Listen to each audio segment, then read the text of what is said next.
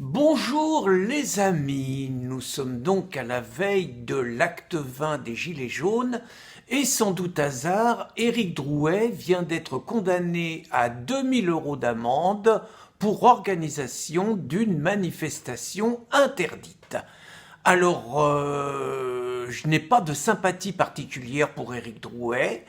Ses discours islamo-gauchistes, ses discours sur le voile islamique me hérissent au plus haut point. Je lui reproche d'avoir totalement dévoyé ce mouvement et de l'avoir transformé au départ, ce qui était un mouvement populaire, rural, des ronds-points, luttant contre le matraquage fiscal, d'avoir transformé ça en un machin de RIC et d'ISF, et quelque part d'avoir transformé ça en un mouvement social de type CGT bis. Pour autant, quand l'État, quand le pouvoir de Macron s'acharne ainsi sur les gilets jaunes, et ce n'est pas que Drouet qu'il faut défendre naturellement dans une situation comme ça, il a déjà été arrêté 2 fois, c'est par la multiplication des interdictions de manifester,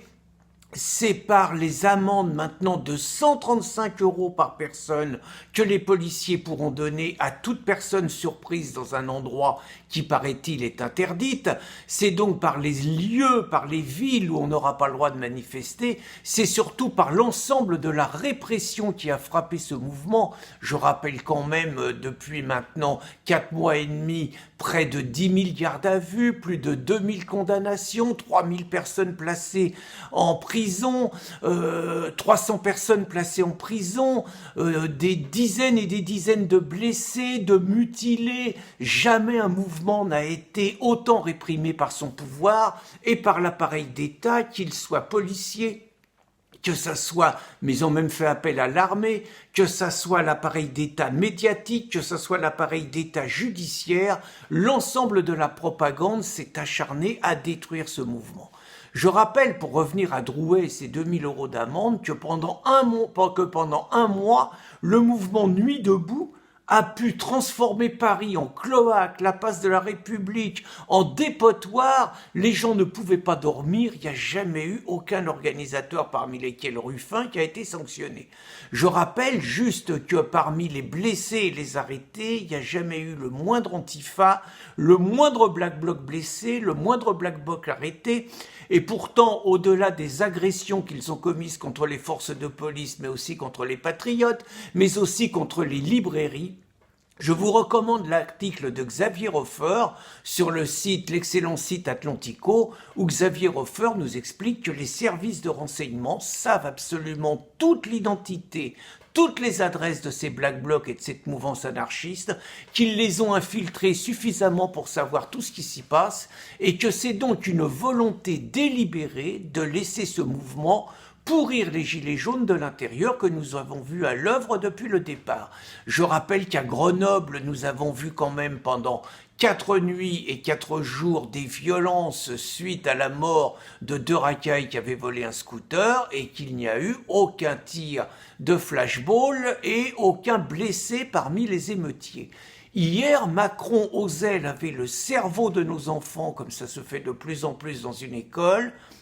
où il expliquait que d'abord les gilets jaunes au départ ils étaient gentils alors qu'il leur a craché dessus lui et ses larbins dès le départ et qu'aujourd'hui il y avait les méchants casseurs. Macron se moque ouvertement du monde et je voulais juste dire à tous les gilets jaunes que je leur reproche amicalement de ne pas avoir été capable de mettre le côté identitaire et le côté immigrationniste dans la défense du combat des Français populaires, des Français ruraux, parce que quelque part le social et l'identitaire doivent être liés dans ce combat. Et que ce sont les mêmes qui, aujourd'hui, nous continuent à nous coller le litre d'essence à bientôt 1,50 €, qui nous imposent une immigration de masse, qui nous imposent un changement de peuple, qui nous imposent un changement de civilisation, qui nous imposent quelque part la violence quotidienne de nouveaux venus, dont on remarque par ailleurs qu'ils bénéficient d'une candeur de la part de la justice, d'une indulgence de la part de la justice que les gilets jaunes